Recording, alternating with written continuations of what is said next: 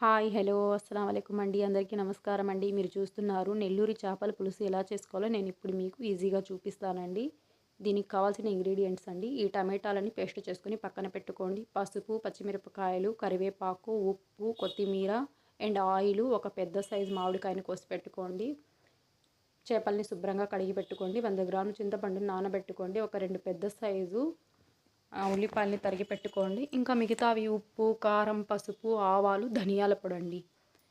ఇవంతా ఒక్కసారి చూసుకోండి ఫ్రెండ్స్, ఏమేం కావాలో ఇంగ్రీడియంట్స్ అన్నీ. ఈ ఎండుమిరపకాయలు, ధనియాలు దోరగా వేయించుకొని చిన్న ఉల్లిగడ్డ వేసుకొని దీన్ని పేస్ట్ చేసి పక్కన పెట్టుకోండి. ఇది వచ్చి పొడి చేసుకోవాలండి. వేపుకొని ధనియాలు, ఆవాలు, జీలకర్ర, మెంతులని 4టిని బాగా వేంపుకొని దీన్ని పొడి చేసుకొని బరకగా పక్కన పెట్టుకోండి.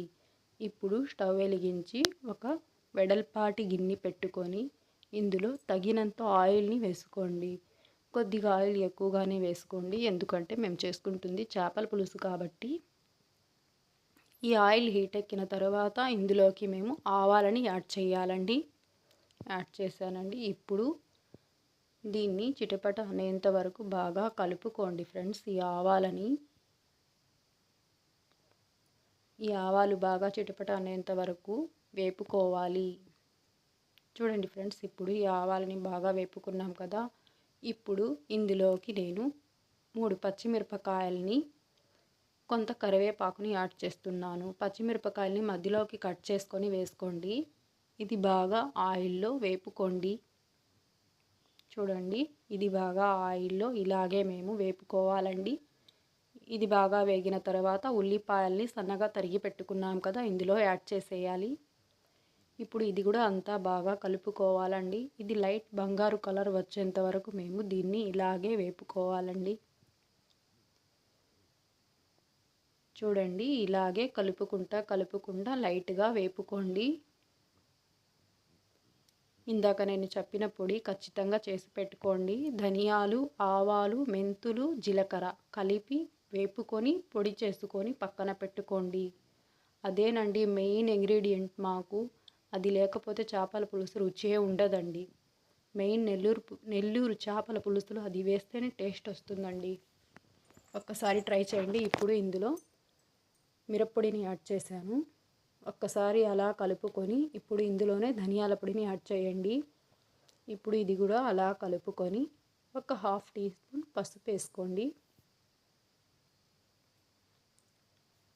చూడండి ఫ్రెండ్స్, ఇప్పుడు 1/2 టీ స్పూన్ పసుపు అండ్ తగినంత ఉప్పు వేసుకొని బాగా కలుపుకోండి. ఇప్పుడు ఇందాక నేను చెప్పాను కదా, ఇది బాగా కలుపుకొని టమాటాలని పేస్ట్ చేసుకొని పక్కన పెట్టుకున్నాం కదా, ఆ టమాటాని పేస్ట్ని ఇందులో మేము యాడ్ చేయాలి. టమాటాలని ఎందుకు మిక్సీ జార్లో వేసుకోవాలంటే ఆ పులుసు అన్నది చిక్కదనం బాగుంటుందండి. చాలా చిక్కగా ఉంటుంది పులుసు టమాటాలని పేస్ట్ చేసి వేసుకుంటే. ఒక్కసారి ట్రై చేయండి ఫ్రెండ్స్, చాలా బాగుంటుంది.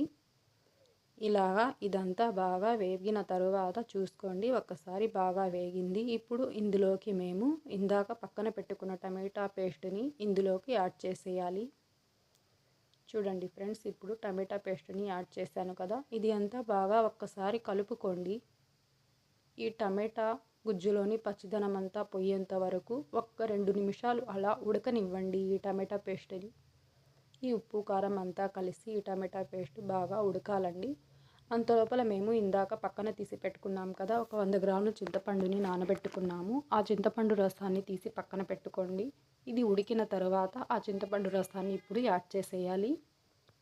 చూడండి ఫ్రెండ్స్, ఇప్పుడు చింతపండు రసాన్ని యాడ్ చేసేసాం కదా, ఇదంతా ఇప్పుడు ఒక్కసారిగా బాగా కలుపుకొని ఇందాక చెప్పాను ఎండుమిరపకాయలు, ధనియాలు దోరగా వేయించుకొని ఒక చిన్న సైజు ఉల్లిగడ్డని వేసి పేస్ట్ చేసుకోవాలని. ఇది ఇందులో వేసేయాలి. ఇది ఎందుకు వేసానంటే చేపల పులుసు చేస్తే ఎప్పుడైనా కూడా నీసు వాసన వస్తుందండి. ఆ నీసు వాసన రాకూడదని చెప్పి నేను ఇలాగ వేస్తాను.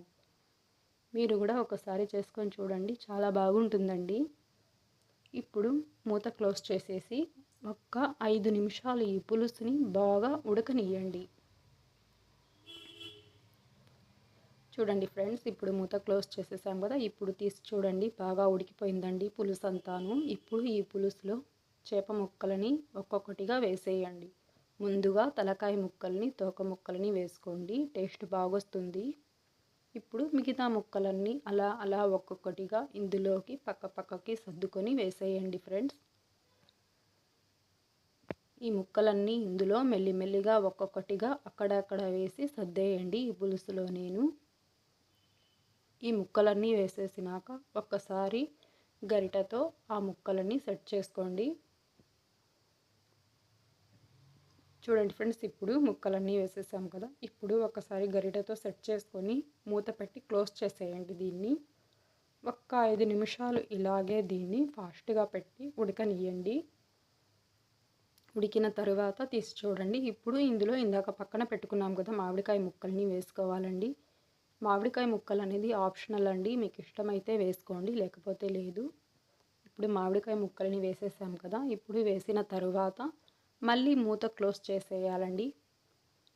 2 నిమిషాలు అలా మూత క్లోజ్ చేసేసి మళ్ళీ తీసి చూడండి. మామిడికాయలు మగ్గిపోయి ఉంటాయి కదా. ఇప్పుడు ఇందులో మేము ఇందాక పక్కన పెట్టుకున్నాం కదా, ఇది మెయిన్ పొడి అండి. దీన్ని 2 టీ స్పూన్లు అలా చల్లేయండి పైన. ఇప్పుడు పులుసు అయిపోయింది, ఆయిల్ పైకి తేలింది అన్నప్పుడు 2 టీ స్పూన్లు ఈ పొడిని వేసేసి పులుసుని బాగా కుదపండి.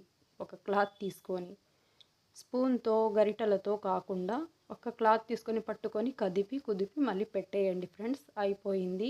5 నిమిషాలు క్లోజ్ చేసి తీసేసిన తర్వాత కొత్తిమీరతో గార్నిష్ చేసుకోండి ఫ్రెండ్స్. అయిపోయింది ఫ్రెండ్స్. చూడండి ఫ్రెండ్స్, ఇంతే ఫ్రెండ్స్ మా నెల్లూరి చేపల పులుసు. నచ్చితే లైక్ చేయండి, ఒక్కసారి ట్రై చేసి చూడండి, సబ్స్క్రైబ్ చేసుకోండి. చూడండి ఫ్రెండ్స్, మా నెల్లూరి చేపల పులుసు ఎలా ఉందో ఒక్కసారి ట్రై చేసి చూడండి friends. Thanks for watching my video friends.